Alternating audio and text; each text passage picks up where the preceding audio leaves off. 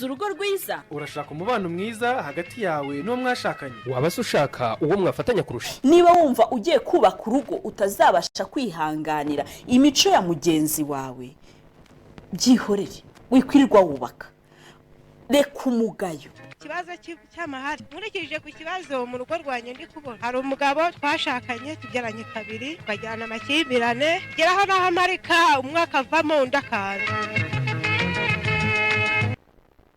Mwongeye kwirirwa bakurikiye Isango Star, umugoroba mwiza kuri mwe mwese turi kumwe muri aka kanya.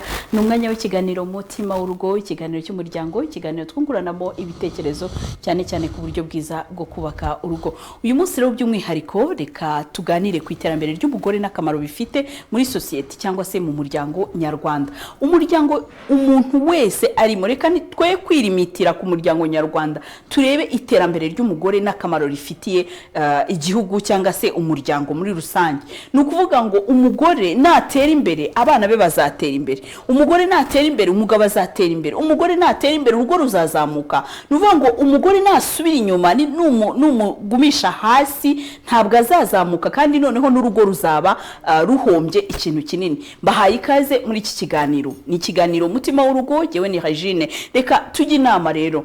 Hari abagore benshi bagiye bagera ku iterambere, bagiye bakora ibintu bitangaje, bagiye bakora ibyiza byinshi. Hari abagore bagiye baremera abandi bagore bagenzi babo kugira ngo babashe kuzamura imiryango yabo. Abo bagore nabita ngo bintagereranywa, bafite imirimo myiza bakoze. Uyu munsi reka tubagarukeho tubigireho. Umugore wawe uyu munsi wamuha imbaraga, umushiki wawe wamuha imbaraga, umukobwa wawe wamuha imbaraga kugira ngo abashe kuzamuka, kuko niba uzaba mutima w'urugo ariko n'urwo rugo rwe yabereye mutima w'urugo rukazamuka mu iterambere, akagenda akira anateza imbere rwa rugo rwe. Reka nguhe ikaze wowe udukurikiye. Twaganiye n'abagore batandukanye bagize imirimo ikomeye bagiye bakora muri iyi si. Hari umugore witwa Solange Abanda. Uyu Solange Abanda yakoze imirimo itandukanye, aracyari na mutoya, ariko ku myaka ye mitoya afite ibikorwa byiza amaze gukora, amaze kugeza ku bagore benshi iterambere, kubigisha gukora, kubigisha gutera imbere, kubigisha guharanira ko entreprise zabo zitera imbere. Abagore ngo yaje gusanga bamwe bitinya ngo aho bamwe bafungura entreprise zabo ariko zigafeiringa cyangwa zikeshua zitari zagira aho zigera. Nawe birashoka ko umugore wawe yafunguye business ariko iyo business yatangiye gukora nago yamaze kabiri. Birashoka se ko umugabo atabashe kumutera imbaraga, wowe umugabo we utabashe kumutera imbaraga. Birashoka ko mushiki wawe ahora afungura business zitandukanye ariko izo business afungura ntizibashe gutera imbere, ntizibashe kuzamuka. Kabiri gatatu agahora hinduranya cyangwa se bigahora byanga. Ndagira ngo umenyeshe ko hari amahirwe yo gukomeza kugira ngo ubashe kumenya uko bigenda, kugira ngo ubashe gukora kandi ibyo ukoze birambe, bikuzanira umusaruro w'igihe kirambye.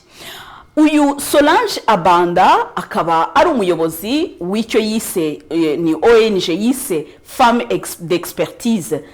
d'expertise mu rurimi rw'ikinyarwanda. Twabihindura abagore b'abahanga b'inararibonye mu bijyanye no gukora cyangwa se mu bijyanye n'akazi. Nukuvuga ngo tuze kureba muri ka kazi kose umugore akora kamuteza imbere, bimwe akora bikamwinjiriza amafaranga akaboneka, uwo niwe femme d'expertise. Ni byiza ko umugore wese aba expert mu bijyanye n'akazi akora, icyo akoze kikamuhira kikamwinjiriza amafaranga kugira ngo umuryango uzamuke. Urugo umugore yiyanjijemo amafaranga, umugabo akinjiza amafaranga, urwo rugo ntirishobora gusonza, urwo rugo ntirishobora gukena, ntago babura mutuelle de santé, ntago bagira ibibazo, ahubwo ndetse n'igihugu cyabo kirazamuka kuko za entreprise zose zabo niko zigenda zisorera n'igihugu, umusoro ukaboneka, igihugu kigatera imbere. Reka turebe ibyo Solange Abanda twaganiriye yabimbwiye mu rurimi rw'igifaransa, turaza kugerageza kubishyira mu rurimi rw'ikinyarwanda, ariko ugerageze wo gukoresha ururimi rw'igifaransa umukurikire.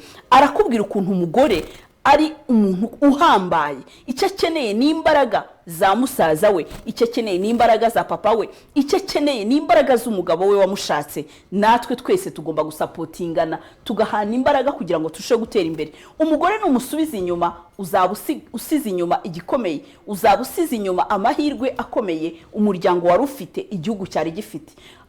Perezida Paul Kagame ajya akunda kuvuga ngo when you educate a woman you educate a nation. Nuvuga ngo niwigisha umugore ukamuha ubumenyi ukamuha ubwenge, ntabwo ari umugore uzabyungukiramo gusa, it's the whole nation, ni igihugu cyose, ni umuryango mugari wose. Ni ukuvuga rero umugore uyu munsi reka tumurebe muri izo angle zose zituma zamuka kandi agatera imbere. Reka tuganire na Solange Abanda uko twaganiriye. Ndaza kugerageza kubanyuramo muri make ibyo yagerageje kunsubiza mu rurimi rw'ikinyarwanda.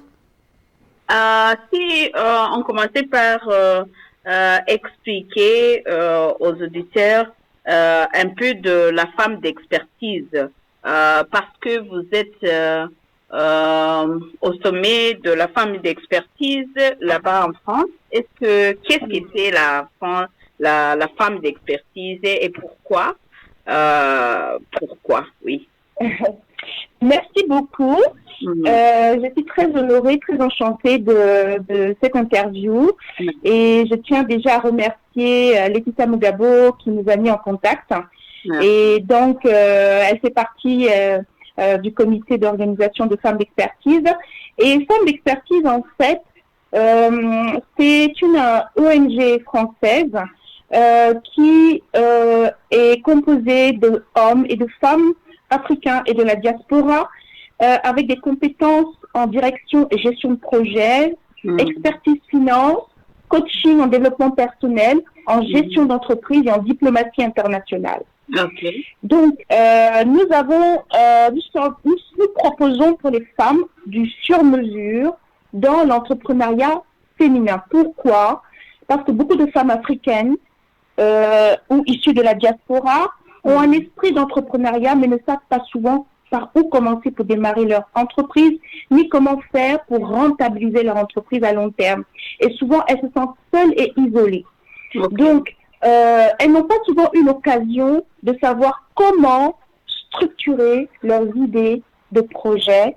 Et Femmes d'expertise, du coup, leur permet de maîtriser leur business de A à Z, depuis l'idée jusqu'au fonctionnement, à l'aide d'une méthode très innovante que nous appelons maïeutique. C'est une méthode d'incubation digitale qui permet d'avoir un mindset gagnant, un mental de gagnante, et qui va être là pour restructurer la façon de voir l'entreprise et de donner une vision à la femme africaine qui entreprend. Voilà, c'est vraiment une innovation. Ouais. Ok, merci. Penses-tu que c'est à cause de quoi que les femmes ne savent pas vraiment être confidentielles, donc comme avoir le self-confidence, cette foi en elles, même pour le management des projets? Tout simplement parce qu'on ne leur a pas montré toujours. Les femmes sont des piliers de l'humanité, de la famille. Elles ont beaucoup de responsabilités. Et voilà, elles ont déjà beaucoup de responsabilités. Et souvent, c'est les hommes qui ont été dans l'entrepreneuriat. Alors que nous savons que 3 femmes sur 4 en Afrique veulent entreprendre. Elles aiment l'entrepreneuriat, mais elles n'ont pas eu... à l'école, on n'a pas la formation business. Quand on fait du business, c'est souvent parce qu'on a besoin d'un complément de revenus, parce qu'on a besoin de s'en sortir. Mais on n'a pas toujours les moyens d'aller à business school. Okay. Donc, c'est ça, en fait. C'est pour ça qu'elles ont moins de confiance dans l'acte d'entreprendre. Ok. Elles manquent de compétences parce que la plupart du temps, ils n'ont pas beaucoup allé à l'école pour ça. Oui, c'est-à-dire elles n'ont pas été formées toujours pour ça. Okay. Et il est important de se former avec des bonnes structures, d'être bien accompagné, d'avoir un coaching adapté. Merci. Je veux aussi qu'on parle un peu de la valeur d'une femme dans la société. Vraiment, quel est le rôle de la femme, surtout dans la société, pas seulement dans la famille, et dans toute la société? La femme est un rôle extrêmement important parce que c'est autour de la femme que le monde doit se structurer. La femme doit pouvoir persévérer, elle doit pouvoir impacter les enjeux mondiaux et internationaux, non seulement du continent africain, du monde. C'est une femme, la femme doit être épanouie, doit avoir confiance en ses capacités, elle doit être consciente de la plus-value qu'elle apporte à la société.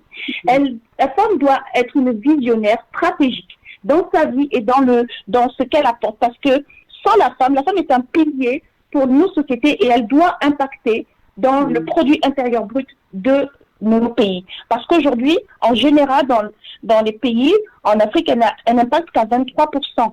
Et il y a encore beaucoup de choses à faire. Et la femme doit être une femme du temps présent. Son passé est dépassé. Elle doit être une femme du futur.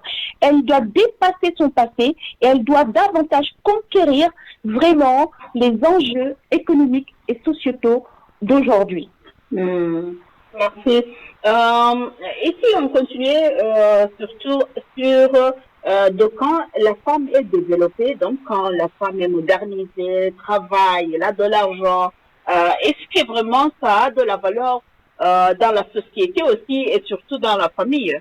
Ou bien c'est mieux que la femme reste juste tout près de la famille, à ne pas travailler, à ne pas avoir de l'argent? Donc tu as dit qu'une femme doit influencer, elle doit impacter dans la société.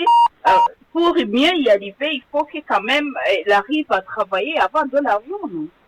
Alors, c'est toute une question d'équilibre. Oui. Ce qui est sûr, c'est que chaque femme a des saisons dans sa vie. Oui. Il y a un temps pour tout. Il y a un temps, parce que quand les enfants sont petits, il faut beaucoup, c'est la maman qui est vraiment le ministre de l'Intérieur. Elle a besoin de s'occuper du foyer. C'est très important.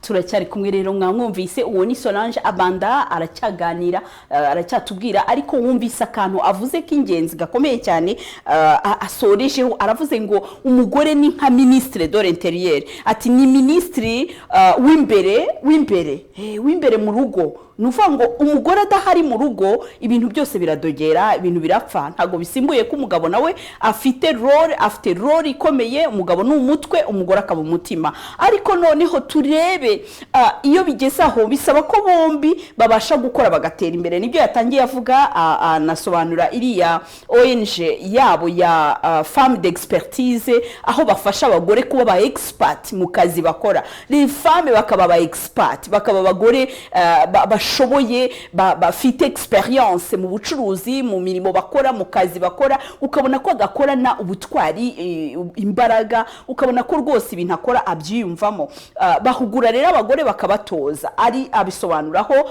kubera ko ngo baje gusanga abagore bitinya ku buryo iyo bageze no muri business usanga business zabo zifailinga zeshuwa cyangwa zitsindwa kubera yuko ahanini umugore atigeze yiyumvamo iyo capacité yuko ashoboye rero icyo bo bakora barabanza bakabigisha kwizera kugira icyizere muri bo ubwabo avoir de la confiance en soi cyangwa se en elle-même kuko nabagore gusa akamuhugura bakabigisha bakabatoza kuba ubwabo bagomba kwiyakira kwikunda gukunda ibyo bakora kubishyiraho umutima kubishyiramo imbaraga bakabigisha business uko bakora uko babara amafaranga uko bambara ayo bungutse uko bagena imisoro uko bagomba gusora n'akamaro ko kugira ngo bakore business ziri mu mucyo zinyuze mu nzira nziza kugira ngo ejo batazahomba babonye ko bafite amande menshi n'ibindi ibyo rero ni ibintu bagomba kugiraho ubumenyi yagaragaje ko ngo abagore muri bane umwe gusa niwe usanga akora business agerageza nawe agerageza bivuga ngo niwe ugerageza kuba afite amakuru kuri business ari gukora ariko abandi bayikora mu cyuka cyangwa se mu mwijima just gukora gusa akavuga ngo reka ngerageze ibingibi wenda bizemera ariko ntigeze ashaka amakuru ntiyabihuguriwe ntiyatojwe ntiyashatse kumenya by'ukuri kugira ngo arusheho gutera imbere iki rero ni ikintu gikomeye Solange Abando avuze ku buryo buri wese yagakwiriye kugishyiraho umutima. Akandi kantu aravuze ati umutima ni piliye y'umuryango. Umugore ni piliye y'umuryango, ni umutima w'urugo, niwe utuma urugo ruraninga. Ntabwo anuvuga ngo umugabo arahari nawe afite akamaro kanini nk'uko nabibabwiye, ni umutwe w'urugo, arawutekerereza, aratekerereza urugo, arakora nibyo. Ariko umugore ni umutima w'urugo, she has to run everything. Ibintu byose biri mu rugo niwe bituru niwe bireba byinshi. Yavuze ku kantu kuko ngo umugore adahari mu rugo hari ibintu byinshi bipfa byangirika. Ngo umwana, ngo nko guhera ku buzima bw'umwana kuva kuri 0 kugeza ku myaka 7, umwana aba agomba kuba iruhande rwa nyina cyane kugira ngo nyina abanze amurere, amutoze, amwigishe uko akwiriye kwitwara, amwigishe uko akwiriye kubaka personalite ye, amufasha kubaka ya personalite ye. Nukuvuga ngo kugeza ku myaka 7 hahandi umwana ari kubaka personalite ye, mama we agomba kuba hari kugira ngo abimufashemo. Malheureusement hari abana batakaje ababyeyi, ntago twabarenganya, ahubwo twe dukwiye kuba supporting. Arangije rero avuga ngo icyo gihe cyose ntago kibuza umugore gukora. Umugore nubwo ari mama akaba agomba kuba yujuje inshingano ze mu rugo rwe, ariko agomba no gutekereza ikindi kintu ku mpande gikomeza kumwinjiriza. Niba ajya mu kazi agomba kugakora neza kugira ngo amafaranga yako akomeze kunganira urugo. Niba afite business agomba kuyikora neza kugira ngo ibashe kuzana aya mafaranga mu rugo, ariko ntiyirengagize inshingano ze z'urugo, ntiyirengagize ko ari mama, ntiyirengagize ko ari umugore wa runaka, ntiyirengagize ko ari une mama, une dame, une femme mariée. Nuvuga ngo umugore ufite umugabo hari inshingano agomba kuzuza ku mugabo we, ndetse hari n'inshingano agomba kuzuza ku mwana we. Kuba ajya mu kazi ntibisimbura izo nshingano, ndetse no kuba afite izo nshingano ntibisimbura ko afite akazi kandi ku ruhande agomba gukora. Nibyo rero atwereka ko umugore wese yagakwiriye kumenya kubalansa ibyo bintu akabigendamo neza. Femme d'expertise rero hari abagore bagiye banakora ibikorwa bihambaye bitangaje, bakagenda bafasha bagenzi babo. Arakomeza tubwire. Hanyuma hari n'amarushanwa aba bagore muri gukomeza kugenda mureba kuri screen zanyu, na abagore bagiye bakora ibikorwa bitandukanye. Uyu munota bari muri competition kugira ngo bya bikorwa bakoze byateje imbere aho batuye, byateje imbere abaturage babo, byateje imbere abandi bagore bagenzi babo. Mbese icyo bakoze kugira ngo rubanda ruzamuke ni igiki? Abo bagore barimo bariyamamaza kugira ngo batsindire icyo gihembo cya femme d'expertise. Niba gitsindira bafite icyo bazunguka, niba gitsindira bazahabwa ubumenyi, bazigishwa how to work and to gain money, how to work and combine with the responsibilities with your family. Uko ugomba kubaho ugahuza akazi kawe n'umuryango wawe, babahugure, babaho ubumenyi uburyo bashobora guhuza business zabo zigatera imbere, bakazihuza n'inshingano bafite z'urugo, uburyo bashobora gukora business zikaba rentable, bakaba baherwe, bakaba bakire. Abo ni abagore b'Abanyafrika bagiye bakora ibintu bitandukanye. Reka twongere twumve Solange Abanda hanyuma dukomeze ikiganiro cyacu. Oui, parce que dans la famille, il y a un temps pour tout. Il y a un temps où la femme doit vraiment avoir un maximum de concentration pour élever ses enfants, structurer son foyer et trouver un équilibre. Bien sûr qu'il est important qu'elle ait du travail, mais quand les enfants sont petits et qu'elle a besoin de vraiment les faire grandir, parce que les enfants ont vraiment besoin d'avoir une attention, parce que c'est entre 0 et 7 ans que tout se forme. Bien sûr que le papa est là, mais généralement, c'est la maman qui est vraiment le pilier de l'éducation. Et quand les enfants grandissent un peu plus, elle peut développer maintenant son activité et avoir une activité qui est compatible avec son planning à la maison et son temps de femme et de maman. Et maintenant, derrière, quand elle va avoir une activité quand les enfants grandissent, elle peut s'épanouir pleinement dans son activité, mais toujours c'est une question d'équilibre, sans oublier que vraiment c'est à la maison qu'on se ressource, c'est à la maison qu'il y a tout, et elle doit se battre aussi parce que c'est pas évident d'être une femme dans le monde, dans la famille, et elle a besoin de trouver un équilibre de vie pour être épanouie. Elle peut pas être, elle peut pas être épanouie non plus que parce qu'elle travaille. L'argent c'est important, mais l'argent pourquoi? Pour pouvoir être assurer les études des enfants, assurer la pérennité participer aussi à contribuer dans la famille et surtout aider la famille, les papas, les mamans, la famille aussi. Et vraiment, c'est très important d'avoir cet équilibre et d'être reconnue, identifiée comme étant vraiment une femme qui est structurée et qui est équilibrée et qui est épanouie. Est-ce que tu penses que de ce temps, les hommes, surtout dans les familles, ils comprennent bien ce rôle de la femme, donc cette valeur du développement de la femme et surtout cet équilibre? Alors là, c'est une question de choix. Quand on est une femme, il ne faut pas se tromper sur le compagnon.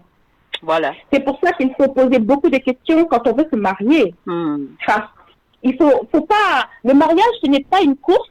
Le mariage, c'est très important de bien savoir avec qui on va passer sa vie et de savoir si on a les mêmes valeurs. Très bien. Wow, merci.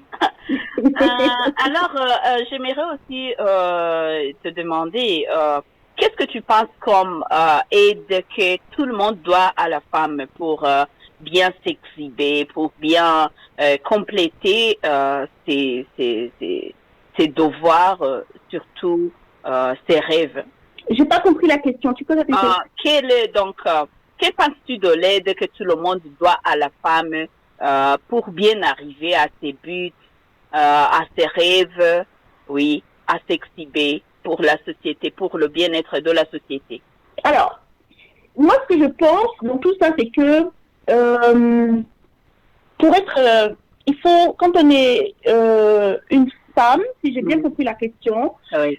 Donc, je te demandais si les hommes doivent quelque chose aux femmes. Donc, si, par exemple, c'est ma sœur, je suis un garçon, c'est ma sœur, qu'est-ce que je dois faire de son côté pour que je la facilite la tâche? Donc, voilà. Si c'est ma femme, oui, si c'est ma fille, qu'est-ce que je dois faire? Donc, quelle est l'aide que je dois à cette personne? À la femme? Ouais. Ok. Comment est-ce qu'on peut aider les femmes, n'est-ce pas?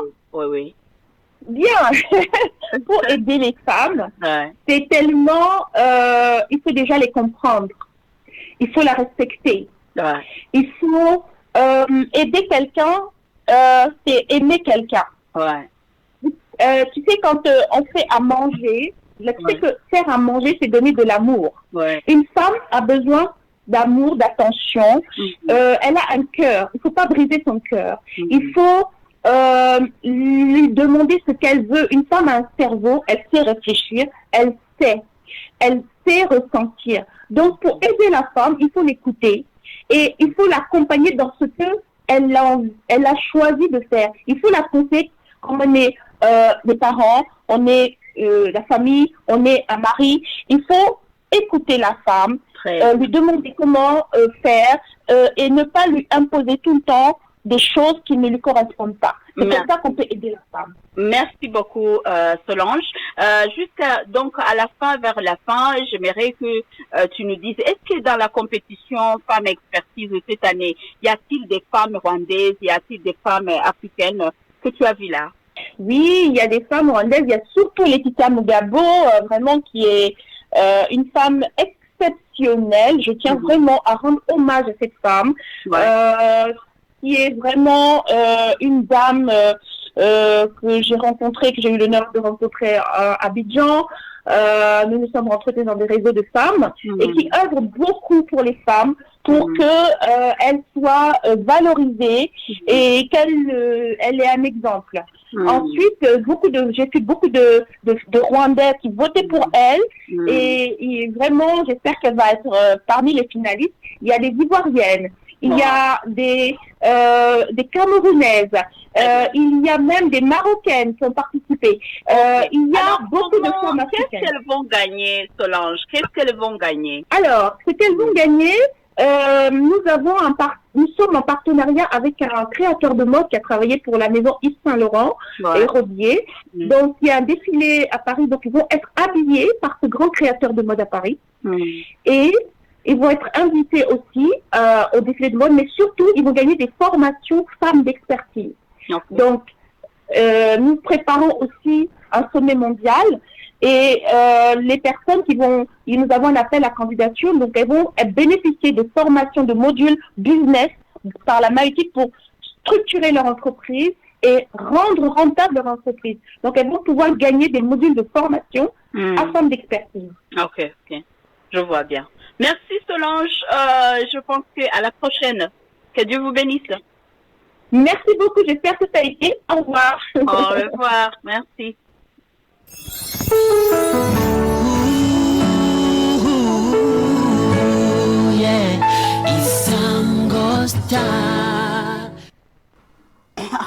On est toujours ensemble. Turacyari kumwe rero bakunzi b'ikiganiro umutima w'urugo, bakunzi b'Isango Star, turacyari kumwe. We ni Solange Abanda. Muri iki gice cya kabiri cy'ikiganiro cye twagiranye yavuze ibintu byiza byinshi. Yavuzemo ukuntu umugore ari we nkuko twabirebaga, yavugaga ko umugore ni umutima w'urugo, umugore ni piliye w'urugo, ni utuma ibintu byinshi byo mu rugo bigenda neza biraninga kuko arabishoboye, afite capacité zitandukanye. Mwibuke ko umugore mu bushobozi Imana yamuhaye ashobora gukora ibintu bitandukanye byinshi icyarimwe, mu gihe umugabo ashobora kwikonsantra ku kintu kimwe ariko nawe akagiperfectiona. Abagore ashobora gukora byinshi bitandukanye ntabikore neza 100% wenda kubera ko nta mwanya kandi bikaba byinshi, icyo gihe niho abakeneye abandi bo kumufasha, ariko umugabo we yikonsantra ku kintu kimwe ariko nawe akakigira perfect.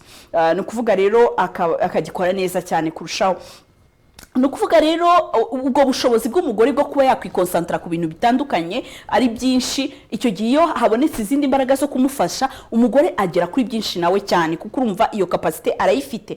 Arangije aravuga ngo ntibyoroshye guhuza imirimo y'urugo, kuyihuza n'akazi, ibintu byinjiza amafaranga, ariko arongeraho aravuga ati nubwo bitoroshye umugore agomba kubikora, agomba kwihugura, agomba kuba umuntu uri strong, agomba kugira imbaraga akiyaruma kugira ngo abijyemo, akambara yambariye imbaraga, yambariye urugamba kugira ngo abashe kubikora kandi abihuze. Uwo niwe mugore femme d'expertise dukeneye, umugore ushobora guhuza agakora hakagira iterambere riboneka, akagira abo azamura, akagira abateza imbere, kuko twabibonye ko umugore nazamuka natera imbere basaza be ntibazasigara, bashiki be barumuna be ntibazasigara, abana yabyaye ntibazasigara, umugabo yashatse ntazasigara. Bivuze ngo umuryango wose urazamuka kuko une femme c'est une mère, ni umubyeyi utari uw'abana yabyaye gusa, ni umubyeyi kuri buri wese, ni umubyeyi kuri rubanda buri wese.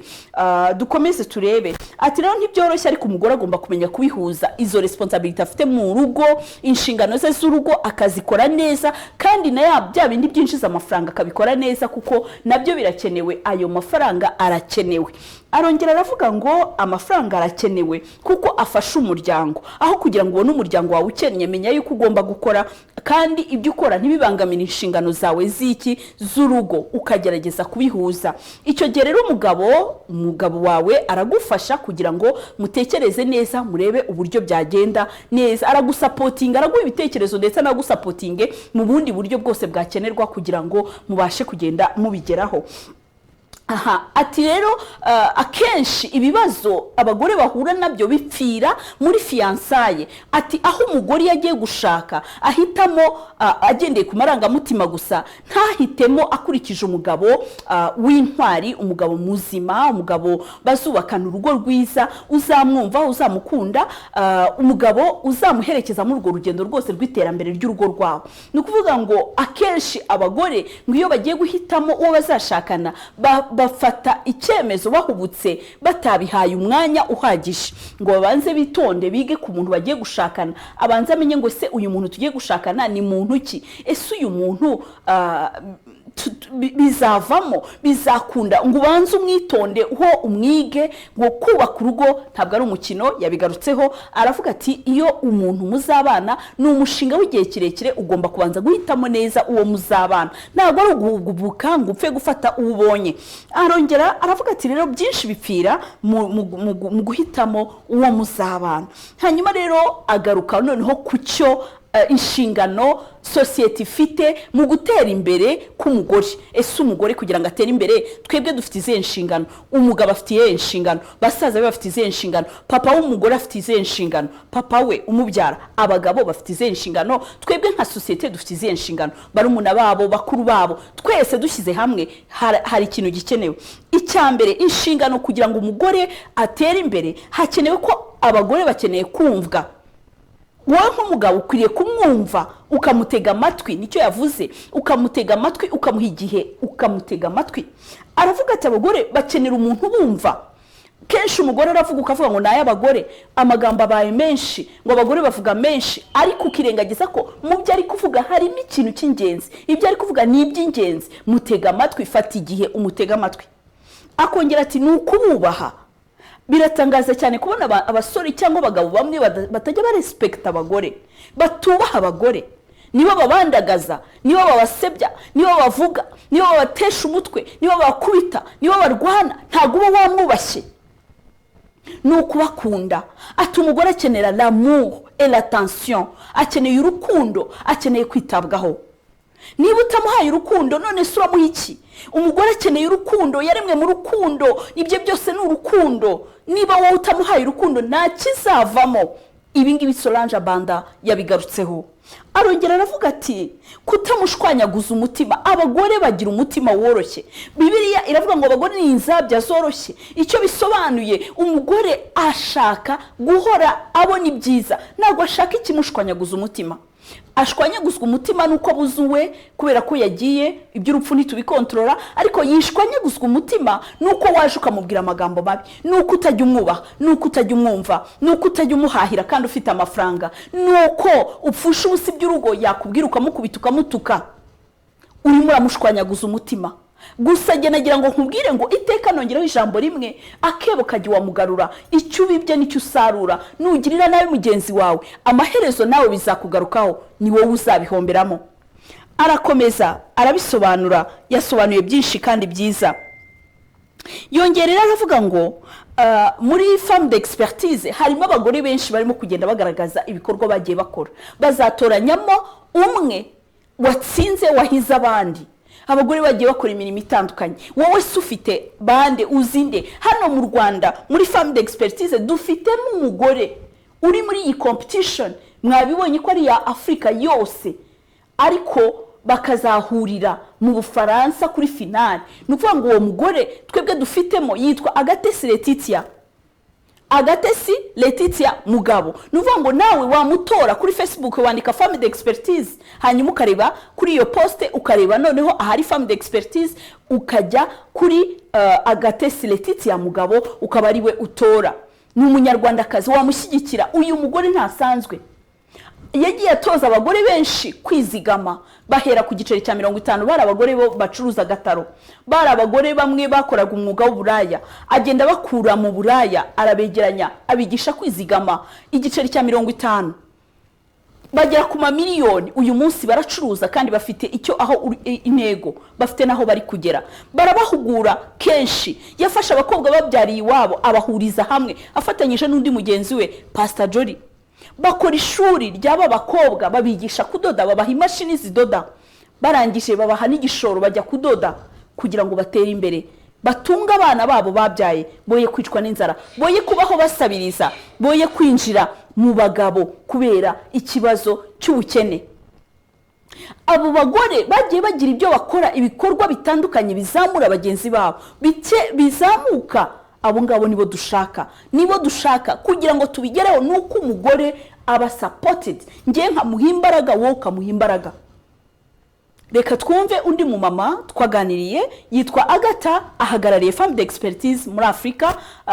Hanyuma noneho reka atubwire nawe kuri iki kintu cyo kuzamura abagore, ibikorwa n'imirimo yabo, ukabibona abana bakazamuka neza, ingo zikubakwa neza, kubera yuko iterambere mu rugo ryabonetse, kubera ko umugore wamutije imbaraga, wamuhaye imbaraga kugira ngo abeho kandi akwereke nawe ko ashoboye. Agata rero ahagarariye femme d'expertise muri Afrika. Reka nawe tumuganirize twumve icyo abitekerezaho, hanyuma tugaruke mu kanya. umuryango ufasha abapfasoni abagore ko yakreye entreprise yiwe tukamufasha rero kugira ngo yidevoile il faut réveiller la femme, il faut qu'elle soit une femme réveillée, il faut qu'elle soit une femme éveillée asohore ibintu biri muri we ko hariho abapfasoni baba bavuga bati jewe numva nogira commerce y'ibijumbu cyangwa commerce y'ibiharage gabo bikamunanira ingene amenya ati mu kugira commerce y'ibiharage nkeneye d'abord kuzoronka stande none nzoyirondera gute ne kuba mfise umutayi w'ibihumbi 500 y'amanyarwanda cyangwa y'amarundi iyo mutayi ibihumbi 500 cyangwa umuriyoni nzowuronka gute none nzoja kurangura kwane rero femme d'expertise ico dufasha tureveya muri uwo mupfasoni uwo mugore w'umunyarwanda cyangwa umurundi kazi tukamubwira tuti wewe rero ko ufise muri wewe wumva wodandana kivuga ikintu warose ukiri umwana wokora ukuze c'est réveiller ce que l'enfant a rêvé dans son enfance hariho abareba bakavuga bati je nzoba docteur kandi bakaba docteur bo nabo bakore rero usanga baraho bakavuga bati jewe numva nodandaza hanyuma ati rero tuwe rero tumufasha tuti femme de chef d'entreprise we entreprise yawe yobiyiki yo kudandaza ubumenyi kudandaza ibijumbu biharage cyangwa kudandaza impuzu cyangwa nkuko kwa ambassadrice wa femme d'expertise mu Rwanda qui est présidente w'iyo isanganiro tu vois elle fait la transmission du savoir à travers la communication, la télévision. C'est ça l'objectif.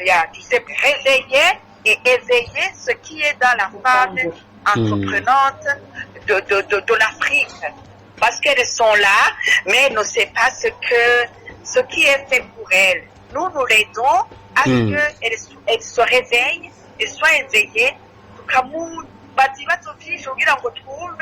tumufashe kuvuga tuti twebwe rero tubona yuko femme d'expertise tubona yuko ukwiye gukora iki hama tukamufasha kagishikamo alors twebwe turamufisemo confiance totale madame Laetitia Mugabo twamufashe comme notre ambassadrice au Rwanda urumva une ambassadrice rero n'umuntu qui représente femme d'expertise akaba nawene yaragize la formation muri femme d'expertise akaba afise na certificat la présidente Solange Abanda yamuhaye uranyumva iyo certificat rero ikamutuma avuga ati ndafise une certaine connaissance nakuye muri femme d'expertise kuko yize elle a suivi des cours sur la Laetitia Mugabo, elle a suivi des cours avec femmes d'expertise au moins pendant 6 à 7 semaines. Et là, ils sont certificats. Et puis après, nous avons jugé bon qu'elle soit notre ambassadrice, qu'elle nous représente, qu'elle essaie de convaincre. Yuvi, ça ne va pas sauter. Il faut vous réveiller, il faut réveiller. Il faut que vous vivuge. Uvuge muti tewe muri domaine yanje shaka yuko nokora iki. Hanyuma nteze imbere umuryango wanje nanjye niteze imbere habe rayonnement d'une femme rwandaise à travers femme d'expertise. Avec la voix bien sûr donnée par madame Laetitia Mugabo. Et nous avons confiance en elle, à tout ce qu'elle va donner au nom de femmes d'expertise et Kouko. Elle a déjà fait la formation et nous avons confiance en elle. Elle est notre ambassadrice et nous représente au Rwanda.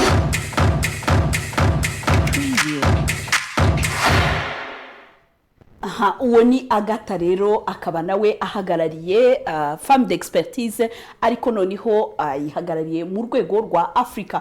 Uyu rero Agata akaba yavuze ibitekerezo byinshi mwumva ko avuga mu Kirundi no murundi kazi ariko noneho ndifuza ko umugore wese udukurikiye ya teri kirenge muke basaza bacu badushyigikire babashyigikire muzamuke mwerekane impano zanyu mwerekane ko mushoboye mukore mwe gukomeza gusigara inyuma cyangwa se kwitinya. Femme d'expertise nabo barahari kugira ngo babahugure barahari kugira ngo baguhe ubumenyi. Ushobora kwisunga rero nka Laetitia Agatesi Mugabo ushobora rero kuba wanamutora kuri Facebook nkuko twabivuze mwumvise ko ari umwe mu bagore bagiye babona ko bahambaye batanga batanga ubumenyi, nababwiye uburyo yashinze amashuri ku bana b'abakobwa babyariye iwabo, bakabigisha gukora ku buryo bashobora kwibeshaho, bakabaha n'igishoro. Mwabonye uburyo yigishije abantu kwizigama bahereye ku giceri cya 50, bari abantu bari mu buzima bworoheje, ariko uyu munsi batangiye kugira icyo bamarira imiryango yabo, bashoboye kuba bakwigaburira, byibura bakishyurira na mituweli, bagatangira no gukora n'utu business twabo tukagenda tuzamuka. Hari byinshi rero uyu mubyeyi twamwigiraho, cyane cyane icyo kintu cyo kwigira, kumva ufite muri wowe gukora kugira ngo ugire aho ugeza umuryango wawe. Gira iryo shyaka, uri mutima w'urugo ariko ntuzaba mu rugo rukennye, uri mutima w'urugo ntuzaba mu rugo rushonje ngo wumve ko unezerewe. Tekereza, koresha ubwonko, urabufite.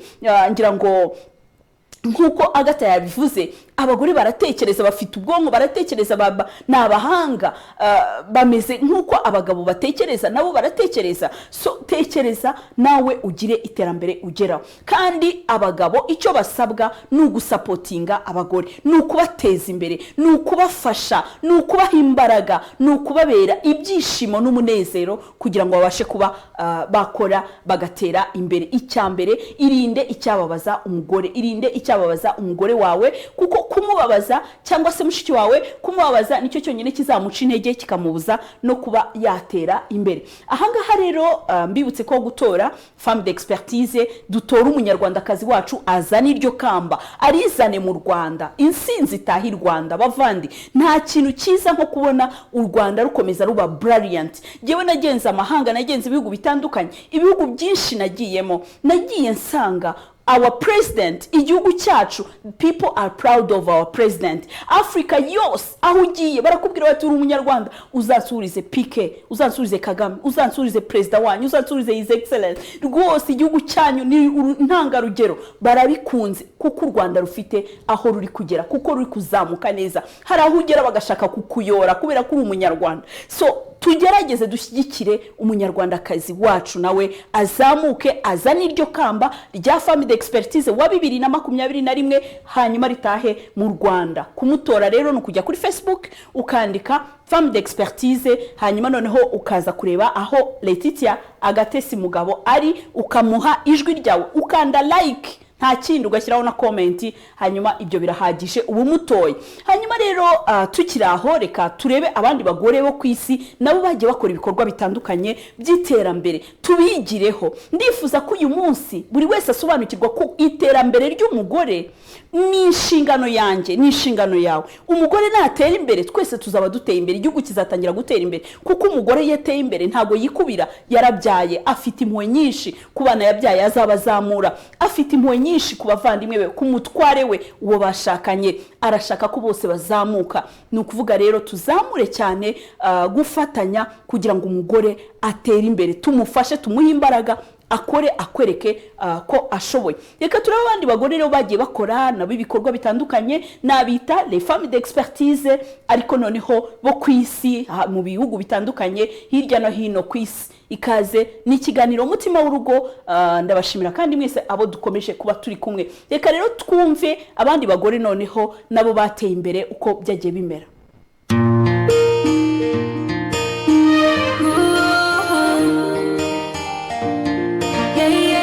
Byagiriye abandi akamaro. Madamu Toni Morrison yatwaye igihembo cyitiriwe Nobel, akaba umugore wa mbere w'umwirabura wari ukegukanye. Ibi byongeye gushimangira ubushobozi bw'abagore mu isi. Uyu kandi yanditse ibitabo 11 mbarankuru. Yatsindiye iki gihembo cyitiriwe Nobel mu mwaka w'1993. Igitabo cye cya mbere cyasohotse mu mwaka w'1970. Ikindi gitabo cyasohotse cyiswe Beloved cyasohotse mu mwaka w'1987, cyavugaga ku mugore wahunze ubucakara, cyaje gukinwamo filime mbarankuru yakinwe na Oprah Winfrey mu mwaka w'1998. Icyo gihe Morrison yagize ati, turapfa, icyo gishobora kuba ari igisobanuro cy'ubuzima, ariko dukora ururimi kigashobora kuba ari igipimo cy'ubuzima bwacu. Abandi bagore babirabura bazwi cyane batsindiye igihembo cya Nobel barimo umunyakinyakazi Wangari Maathai. Iki gihembo yakegukanye mu mwaka wa 2004. Matayi nawe yabaye umwe mu bagore bakoze amateka akomeye yo guharanira uburenganzira bw'abagore ndetse no kugaragariza isi ko abagore bafite agaciro. Yashinze umuryango ushinzwe kurengera ibidukikije. Matayi uyu muryango yawise The Green Belt Movement, yongeye no kugaragara kandi mu bikorwa byo kurwanya ruswa n'akarengane. Wangari Matayi arafungwa, arakubitwa bya hato na hato, ariko agaciro ke nk'umugore akomeza kugakomeraho. Leta ya Kenya kandi yamugiriye icyizere agirwa umudepite ndetse aza no kuba minisitiri. Mu mbwirwaruhame yakunze kuvuga hajya humvikanamo amagambo atanga icyizere ku bandi. Umunyafrikakazi wa mbere uhawe igihembo cya Nobel, ni igihembo nemera mu mujyi w'abaturage ba Kenya, Abanyafrika ndetse n'isi muri rusange. Nzirikana cyane abagore n'abana b'abakobwa, nizera ko bizaha icyizere n'abandi kandi bigaha agaciro abagabo bacu. Nzi ko Abanyafrika ahantu hose bashishikarizwa n'aya makuru. Bagenzi banjye Banyafrika, mu gihe twemeye uku kumenyekana, reka tubikoreshe kugira ngo dushimangire ibyo twiyemeje ku baturage bacu, kugabanya amakimbirane n'ubukene, bityo tuzamure imibereho yabo.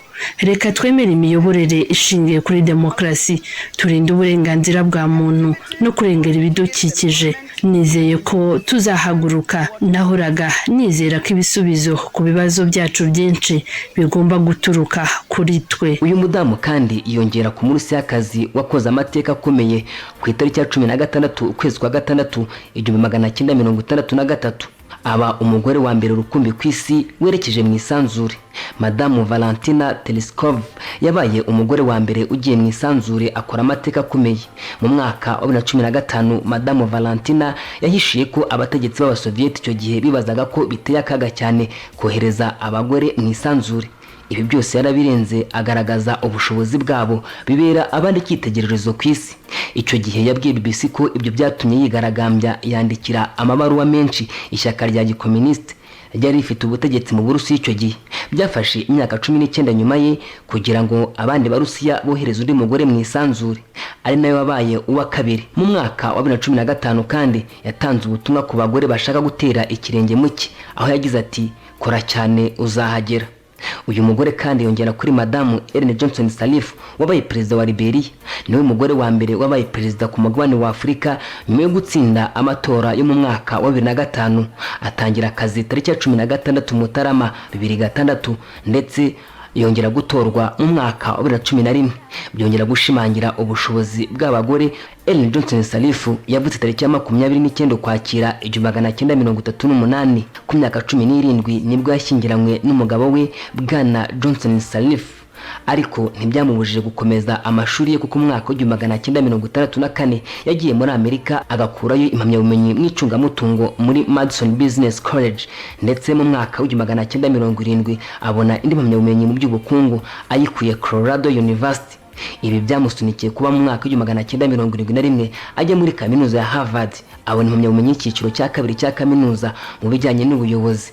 Ibikorwa by'uyu mugore kandi byabereye abandi cyitegererezo ku buryo uretse kuba perezida yanashimangiye ko abagore bafite agaciro gakomeye ndetse n'ubushobozi bwo kuba bateza imbere ibihugu byabo ndetse n'umuryango muri rusange. Aba ni bamwe mu bagore bagaragaje impinduka zidasanzwe mu guharanira uburenganzira bwa bagenzi babo nyuma y'impinduka zagiye ziba mu kinyejana cya 19 n'icya 20. Nitwa Peter Clever Nizeyimana, iyi ni Isango Star.